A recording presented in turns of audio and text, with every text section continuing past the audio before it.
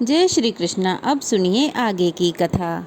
आज की कथा में आप सुनेंगे वैवत्सव के लक्षण, भगवान सूर्य नारायण की कथा तथा भगवान सूर्य नारायण के सौम्य रूप की कथा, उनकी स्तुति, परिवार तथा देवताओं के वर्णन के बारे में। श्री विष्णु भगवान ने ब्रह्मा जी से पूछा, हे ब्राह्मण, संसार में मनुष्य रोग, ग्रह और अनेक प्रकार के उपद्रवों से पीड़ित रहते हैं। ये किन कर्मों का फल है? कृपया कर आप कोई ऐसा उपाय बताइए जिससे जीवों को इन रोगों की बाधा ना हो। तो ब्रह्मा जी कहने लगे, जिन्होंने पूर्व जन्म में व्रत उपवास के द्वारा सूर्य भगवान को प्रसन्न नहीं किया, वे मनुष्य विष, ग्रह, ज्वर, रोग आदि के भागी होते हैं। और जो सूर्य नारायण की पूजा करते हैं, उन्हें रोग आदि व्याधियां नहीं सताती। और जो पूर्व जन्म में सूर्य नारायण की पूजा करते थे, तो वह इस जन्म में आरोग्य, अच्छा स्वास्थ्य और जो मन में इच्छा करता है वह सब प्राप्त कर लेता है।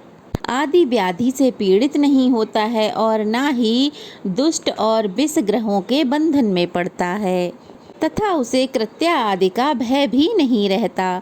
सूर्य नारायण के भक्तों के लिए दुष्ट भी अनुकूल हो जाते हैं। जिस पर सूर्य देव प्रसन्न हो जाते हैं, वह देवताओं का भी पूज्य हो जाता है। परंतु भगवान सूर्य का अनुग्रह उन्हीं पर होता है जो सभी जीवों को अपने समान ही समझता है और भक्ति पूर्वक उनकी आराधना करता है। प्रजाओं के स्वामी सूर्य नारायण का प्रसन्न हो जाने पर मनुष्य पूर्ण मनोरथों को प्राप्त कर लेता है। श्री विष्णु जी ने पूछा, हे ब्राह्मण, जिन्होंने पहले भगवान सूर्य की आराधना नहीं की और जो रोग व्याधि से दुखी हो गए हैं, वे उन कष्ट और पापों से कैसे मुक्त हों? कृपा कर ये भी बताइए। हम भी भक्ति पूर्वक उनकी आराधना करना चाहते हैं। श्री विष्णु जी के पूछने पर श्री ब्रह्मा जी इस प्रकार बोले, हे भगवान, यदि आप सूर्य भगवान की पूजा करना चाहते हैं तो पहले आप वैवत्सव अर्थात सूर्य भक्त बने, क्योंकि बिना विधि पूर्वक दीक्षा उनकी उपासना पूरी नहीं हो सकती। जब समस्त मनुष्यों के पाप क्षीण होने लगते हैं, तब भगवान सूर्य और ब्राह्मणों में उनकी नैष्टिक श्रद्धा भक्ति होती है। इस संसार चक्र में भ्रमण करते हुए प्राणियों के लिए, अपने कल्याण के लिए मनुष्यों को भगवान सूर्य को प्रसन्न करने का एक निष्कंटक मार्ग है। विष्णु भगवान कहने लगे, हे ब्राह्मण, वैवत्सवों का क्या लक्षण है? उन्हें क्या करना चाहिए ये भी आप बताइए। तब श्री ब्रह्मा जी कहने लगे, वैवत्सव वही है जो भगवान सूर्य का परम भक्त हो तथा मन, वाणी और कर्म से कभी जीव हिंसा ना करे, ब्राह्मण, देवता और भोजक को नित्य प्रणाम करे, दूसरे के दिन का हरण ना करे, सभी देवताओं और संसार को भगवान सूर्य का ही स्वरूप समझे और उनसे अपने को अभिन्न समझे। देवता, मनुष्य, पशु, पक्षी, पिपलिका, वृक्ष, पाषाण, काल, भूमि, जल, आकाश तथा दिशा सर्वत्र भगवान सूर्य को व्याप्त समझे।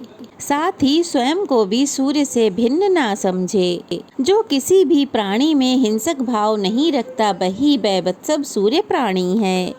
जो पुरुष आसक्ति रहित होकर निष्काम भाव से भगवान सूर्य के प्रति क्रिया करता है, वह वैवत्सव कहलाता है। जिसका ना कोई शत्रु हो, ना कोई मित्र हो, जिसमें ना भेद बुद्धि हो, जो हर किसी को बराबर देखता हो, ऐसा पुरुष वैवत्सव कहलाता है।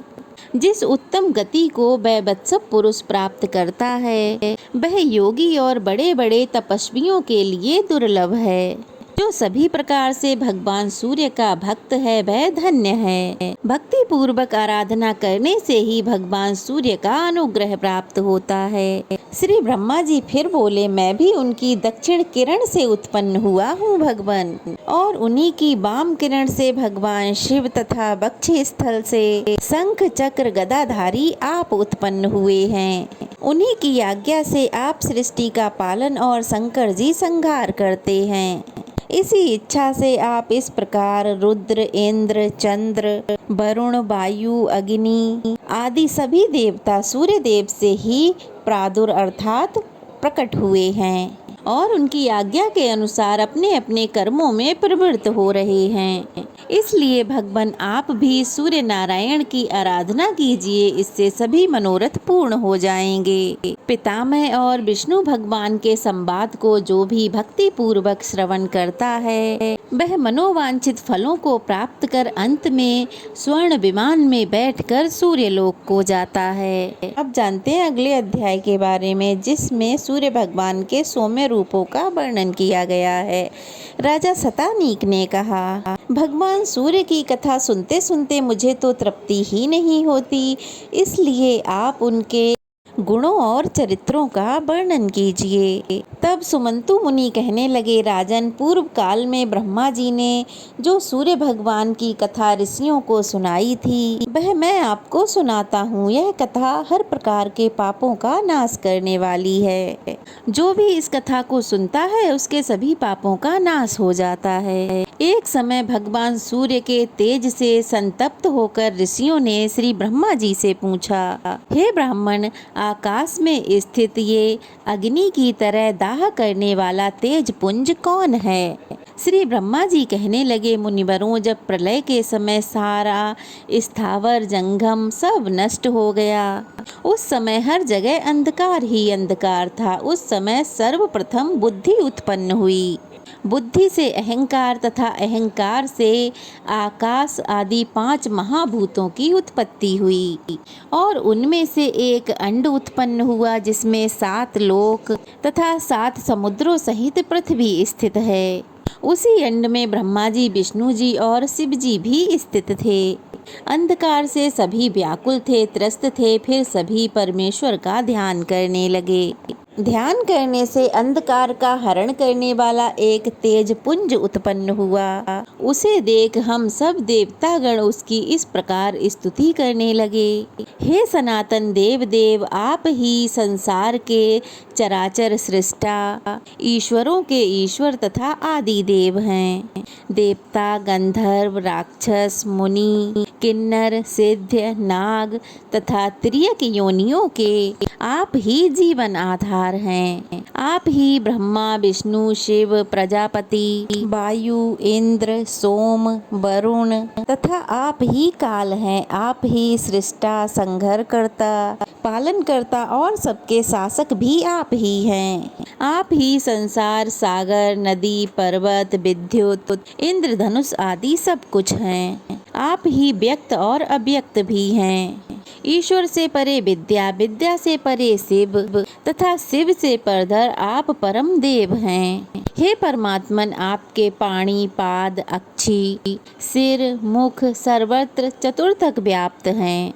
आपकी दैदिव्यमान सैकड़ों किरणें सर्वत्र और व्याप्त हैं। इस प्रकार हमारी स्तुति से प्रसन्न होकर वे तेजस रूप कल्याणकारी देव इस प्रकार मधुर वाणी में बोले, हे देवगण, आप क्या चाहते हैं? तब हमने कहा, हे प्रभु, आपके इस तेज प्रचंड रूप को देखने में कोई भी समर्थ नहीं है, अतः संसार के कल्याण के लिए आप सौम्य रूप धारण कीजिए। देवताओं की ऐसी प्रार्थना सुनकर उन्होंने एवं अस्तु कहकर सभी को सुख देने वाले उत्तम रूप को धारण कर लिया। तब सुमंतु मुनि कहने लगे, हे राजन, सांख्य योग का आश्रय ग्रहण करने वाले योगी आदि तथा मोक्ष की इच्छा रखने वाले पुरुष इन्हीं का ध्यान करते हैं। इनका ध्यान करने से बड़े बड़े पाप भी नष्ट हो जाते हैं। अग्निहोत्र, यज्ञ पाठ तथा प्रचुर दक्षिणा से युक्त यज्ञ भी भगवान सूर्य की 16वीं कला के युक्त फल देने वाला नहीं है। ये तीर्थों के भी तीर्थ, मंगलों के भी मंगल और पवित्रों को भी पवित्र करने वाले हैं। जो इनकी आराधना करते हैं वे सभी पापों से मुक्त हो जाते हैं और अंत में सूर्य लोक प्राप्त कर लेते हैं। जिस प्रकार प्रार्थना करने से भगवान प्रसन्न हो जाते हैं, उसी प्रकार सूर्य देव सभी लोगों के लिए उपास्य हैं। राजा शतानीक ने फिर पूछा, मुने, देवताओं तथा ऋषियों ने किस प्रकार भगवान सूर्य का सुंदर रूप बनवाया? कृपा कर ये भी आप बताइए। तब सुमंतु मुनि कहने लगे, राजन, एक समय सभी ऋषियों ने ब्रह्मलोक में जाकर श्री ब्रह्मा जी से प्रार्थना की, हे भगवान, अदिति के पुत्र सूर्य आकाश में तेज प्रचंड तप से तप रहे हैं। जिस प्रकार नदी का किनारा सूख जाता है, उसी प्रकार अखिल जगत नाश को प्राप्त हो रहा है। हम सब भी बहुत पीड़ित हैं और आपका आसन कमल भी सूख रहा है। तीनों लोकों में कोई भी सुखी नहीं है, अतः आप कोई ऐसा उपाय कीजिए जिससे यह तेज शांत हो जाए। तब श्री ब्रह्मा जी ने कहा, मुनीश्वरों, सभी देवताओं के साथ आप और हम सूर्य देव के समीप जाएं। इसी में सबका कल्याण होगा। ब्रह्मा जी की आज्ञा पाकर ब्रह्मा, विष्णु, देवता, शिव जी और सभी ऋषिगण सूर्य देव की शरण में गए और उन्होंने भक्ति भाव से नम्न होकर अनेक प्रकार से उनकी स्तुति की। देवताओं की स्तुति से सूर्य नारायण प्रसन्न हो गए। सूर्य नारायण बोले, आप लोग वर मांगिए। उस समय सभी देवताओं ने यही मांगा, हे भगवान, आपके तेज को विश्वकर्मा कम कर दें, आप ऐसी आज्ञा दीजिए। उन्होंने देवताओं की विनती स्वीकार कर ली। तब विश्वकर्मा ने उनके तेज को तराश कर कम कर दिया। इसी तेज से भगवान विष्णु का चक्र, अन्य देवताओं के शूल, शक्ति, गदा, वज्र, धनुष, बाण, दुर्गा आदि देवियों के आभूषण, शिविका अर्थात पालकी, परशु आदि आयुध बनाकर विश्वकर्मा ने देवताओं को दे दिए। भगवान सूर्य का तेज कम हो जाने से तथा उत्तम उत्तम आयुध प्राप्त कर सभी देवतागण अत्यंत प्रसन्न हुए और उन्होंने पुनः भक्ति भाव से उनकी स्तुति की।